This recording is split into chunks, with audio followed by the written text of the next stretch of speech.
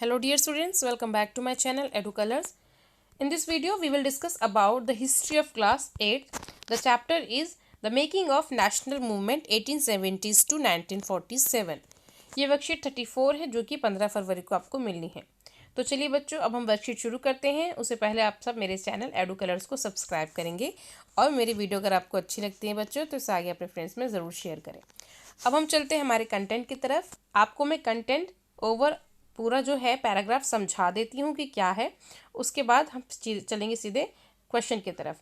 तो बच्चों, क्वेश्चन के जो आंसर हैं वो मैंने वर्कशीट के अंदर से ही आपको सेलेक्ट करके मैं बताऊंगी आंसर्स, क्योंकि आज थोड़ा समय कम था मेरे पास, मैं वीडियो जो थोड़ा लेट बना रही हूँ। तो आज के लिए प्लीज़ थोड़ा सा आप कोऑपरेट कर लिए, थोड़ा सा आप एडजस्ट कर लीजिए आंसर्स को, ठीक है। उसके बाद आगे से जो वर्कशीट बनेंगी वो टाइम से आपको सही तरीके से मिल जाएंगी। तो यहाँ पर जो हमारा ये जो पूरा पैराग्राफ है इसमें हम देखते हैं कि जो सिविल डिसओबीडियंस मूवमेंट था जो कि 1930 में शुरू हुआ था, क्योंकि हमने से जो प्रीवियस वर्कशीट थी उसमें हमारा जो नॉन कॉपरेशन मूवमेंट था उसके बारे में डिस्कशन किया था जो कि 1920 में कवर हुआ था। तो 1920 के बाद अब हम 1930 आने के बीच में जो 10 ईयर्स है, ठीक है, इसके बीच में जो भी घटनाएं हुई या 1930 तक जो भी घटनाएं हुई उनके बारे में डिस्कशंस करेंगे। ओके, तो गांधी जी जो है उनके फॉलोअर्स के साथ हम देखते हैं और कांग्रेस पार्टी जो है वो एक तरीके से सिविल डिसओबीडियंस मूवमेंट शुरू कर रही है। लेकिन यहाँ पर हम देखते हैं कि जो चित्तरंजन दास है जो एक मुख्य लीडर हैं, और मोतीलाल नेहरू वो कहते हैं कि अगर हमें जो भी सरकारी नीतियां हैं, जो भी पॉलिसीज़ है गवर्नमेंट की, अगर उसको इफ़ेक्ट करना है तो हमें इलेक्शंस लड़के आगे हमें एक तरीके से सरकार में आना होगा। अगर हम सरकार में आ जाएंगे तो हम गवर्नमेंट की पॉलिसीज़ को इफ़ेक्ट कर पाएंगे, ठीक है। इसके अलावा हम देखते हैं कि इस समय में राष्ट्रीय स्वयंसेवक संघ और कम्युनिस्ट पार्टी का गठन हो चुका था। ओके, और भगत सिंह भी इस समय काफ़ी अपनी रेवोल्यूशनरी जो एक तरीके से एक्टिविटीज़ थी उसके साथ काफ़ी इस समय लगे हुए थे, वो भी आज़ादी का काम कर रहे थे। अब हम देखते हैं 1929 में जो हमारे फर्स्ट प्राइम मिनिस्टर हैं पंडित जवाहरलाल नेहरू, उन्होंने एक पूर्ण स्वराज का नारा दे दिया, ठीक है। उन्होंने कहा कि हमें पूरा स्वराज, एक कंप्लीट इंडिपेंडेंस का नारा दे दिया 1929 में, ठीक है, जवाहरलाल नेहरू जी ने।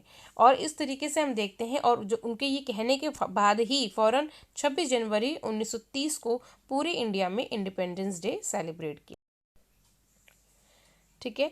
तो हम यहाँ देखते हैं कि हालांकि इंडिपेंडेंस डे जो है वो 26 जनवरी को नहीं मनाया जाता, लेकिन उस दौरान 1930 को हम देखते हैं कि इंडिपेंडेंस डे जो है वो 26 जनवरी को मनाया गया उस टाइम पे, जो कि किसने डिक्लेयर किया था? हमारे first prime minister Pandit Jawaharlal Nehru ji ने। उसके बाद हम देखते हैं कि पूर्ण स्वराज की जो मांग थी वो एक तरीके से काम नहीं आई। तो 1930 में गांधी जी ने डिक्लेयर कर दिया कि वो सॉल्ट को लेके एक तरीके से एक दांडी यात्रा करना चाहते हैं।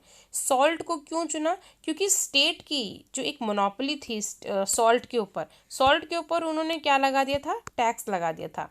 और सॉल्ट जो है वो हर एक मिडिल क्लास फैमिली जो है वो अपनी फूड में डालता है।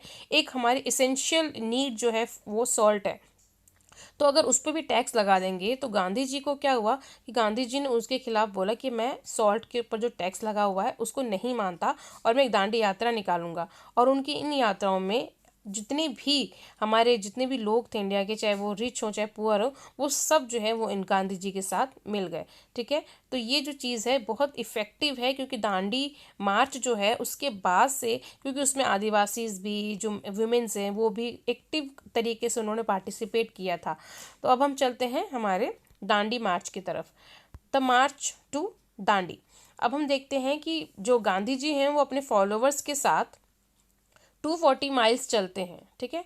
240 माइल्स चलते हैं Sabarmati to coastal town of Dandi. Okay, Sabarmati से वो दांडी की तरफ 240 किलोमीटर जो है वो माइल्स जो हैं वो ट्रैवल करते हैं और अपने कुछ साथियों के साथ वो आगे बढ़ते हैं। साथ ही साथ उनके जो भी एक तरीके से जो दांडी यात्रा है इसमें और लोग शामिल होते जाते हैं और यात्रा उनके लोगों की जो एक तरीके से फॉलोअर्स हैं वो बढ़ते जाते हैं। इस जो उनकी यात्रा थी उसमें पीजेंट्स, हम देखते हैं पीजेंट्स, ट्राइबल्स, वुमेन्स, उन्होंने बहुत ज़्यादा लार्ज नंबर पे पार्टिसिपेट किया। उसके बाद हम देखते हैं कि the government tried to crush the movement through brutal action against peaceful satyagrahis. यानी कि गवर्नमेंट ने भी अब जवाब देना था, तो गवर्नमेंट ने क्या किया, उन्होंने ब्रूचुअल एक्शन लिया। बहुत सारे जो क्रांतिकारी थे उनको जेल में डाल दिया गया, उन पे सत्याग्रहियों को उन पे बहुत उनको मारा गया। तो इस तरह से उन्होंने अपनी तरफ से अपना एक्शन लिया।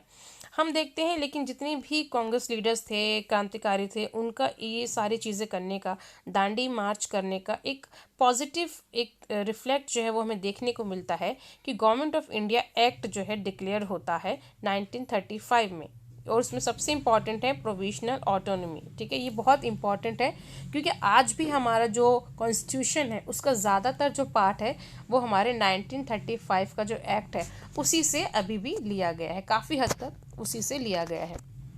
और ये बोला गया कि 1937 में the Congress formed government in 7 out of 11 provinces. जो इलेक्शंस हुए 1937 में, उसमें 11 प्रांतों में से 7 प्रांतों में कांग्रेस की सरकार बनती है। उसके बाद क्या होता है कि 1937 के बाद लगता है 1939।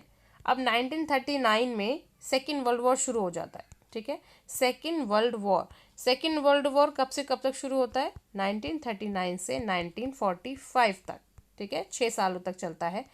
तो जब 1939 में, क्योंकि हिटलर जो है वो मेन एक तरीके से रीज़न था सेकेंड वर्ल्ड वॉर के होने का, तो जो कांग्रेस लीडर्स थे और कांग्रेस पार्टी थी वो हिटलर की को क्रिटिकल एनालिटिक्स से के हिसाब से देखती थी, क्योंकि वो हिटलर को पसंद नहीं करते थे, क्योंकि बहुत हिटलर एक ब्रूचुअल एक काइंड ऑफ पर्सन था।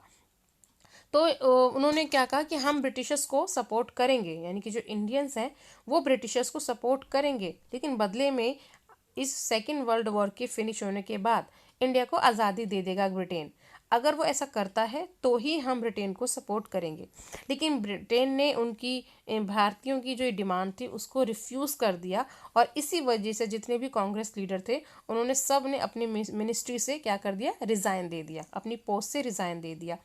तो ये पूरा जो हमारा आज की जो वर्कशीट थी ये हमारा कंटेंट है, जिसमें हमने पढ़ा सिविल ओबीडियंस मूवमेंट। ठीक है, सिविल डिसओबीडियंस मूवमेंट, उसके बाद हमने पढ़ा पूर्ण स्वराज्य के बारे में, फिर हमने पढ़ा दांडी मार्च के बारे में, और उसके बाद हमने थोड़ा सा पढ़ा यहाँ पर 1937 का गवर्नमेंट, ये जो हमारी इलेक्शंस हुए थे उसके बारे में, और फिर हमने एंड में पढ़ा 1939 में जो सेकेंड वर्ल्ड वॉर शुरू हुआ उसके बारे में।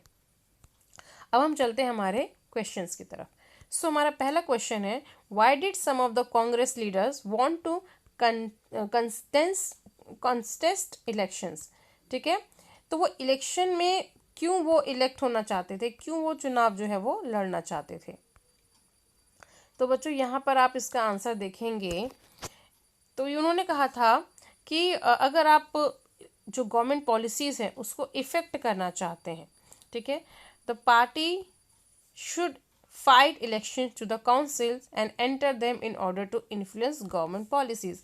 ये आपका फर्स्ट क्वेश्चन का आंसर है कि अगर आप इलेक्ट होते हैं और आप गवर्नमेंट पॉलिसीज तभी इफेक्ट कर पाएंगे जब आप इलेक्ट होकर सरकार बनाएंगे। ठीक है, इसलिए उन्होंने कांग्रेस लीडर्स ने इलेक्शन में पार्टिसिपेट करने को एक तरीके से फोर्स किया। When was the resolution for पूर्ण स्वराज पास्ड बाय कांग्रेस। तो इसका आंसर है 1929, यानी कि 1929 में पूर्ण स्वराज का जो एक तरीके से रेजोल्यूशन था वो पास किया था। और किसने पास किया था, पंडित जवाहरलाल नेहरू जी ने। ठीक है, ये है हमारा सेकंड क्वेश्चन का आंसर, पंडित जवाहरलाल नेहरू। यहाँ पर आप देख सकते हैं बच्चों, ये ओके, ये हमारा यानी 1929। जो सेकंड क्वेश्चन का पहला पार्ट है उसका आंसर है पहला 1929, और दूसरे पार्ट का आंसर है पंडित जवाहरलाल नेहरू। ठीक है, वो इस जो सेशन था उसकी अध्यक्षता कर रहे थे, वो प्रेसिडेंट थे उस time. Why did Gandhi ji choose salt to fight against the British. Gandhi ji ने नमक को क्यों चुना। तो यहाँ पर आंसर है आपका यहाँ से लेके, state had a monopoly on the manufacture and sale of salt and Mahatma Gandhi along with other nationalist reason that it was sinful to tax salt since it is such an essential item of our food. ये हो गया हमारे third question का answer. यानी कि जो salt है उसके ऊपर मोनोपोली किसकी थी, सरकार की, ब्रिटिश सरकार की, यानी कि वो इंडिया का जो भी जो सॉल्ट है उस पर टैक्स लगा सकता है, उसको मैनिपुलेट कर सकता है अच्छे तरीके से अपने हिसाब से चीज़ों को। तो ये सारी चीज़ें थी जिसकी वजह से जो इंडियंस थे उन्होंने दांडी यात्रा में गांधी जी को सपोर्ट किया। How did Dandi March effect the freedom struggle of India? तो यहाँ पर इसका आंसर आप देखेंगे बच्चों, हमारे जो क्वेश्चन नंबर फोर है उसका आप देखेंगे कि हमारा जो दांडी यात्रा है वो कैसे एक तरीके से इफेक्ट हुआ, क्या उसने प्रभाव डाला।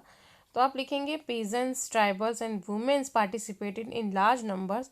Business Federation published a pamphlet on the salt issue. The government tried to crush the movement through brutal action and against peaceful satyagrahis. Thousands were sent to jail. The combined struggle of the Indian people bore fruit when the Government of India Act 1935 described provincial autonomy. ठीक है, यहाँ तक आपका, यहाँ से लेके यहाँ तक ये आपका क्वेश्चन नंबर 4 का आंसर है। थोड़ा क्वेश्चन नंबर 4 का आंसर थोड़ा बड़ा है। ठीक है बच्चों, तो आज के लिए आपकी जो वर्कशीट है यहाँ पर कंप्लीट होती है। आज आपको वर्कशीट के अंदर से बच्चों थोड़ा आंसर देखने पड़ेंगे। आई होप आपको ये वर्कशीट अच्छी लगी होगी, समझ में आई होगी। If you like my video please share this video in your friends and subscribe my channel edu colours.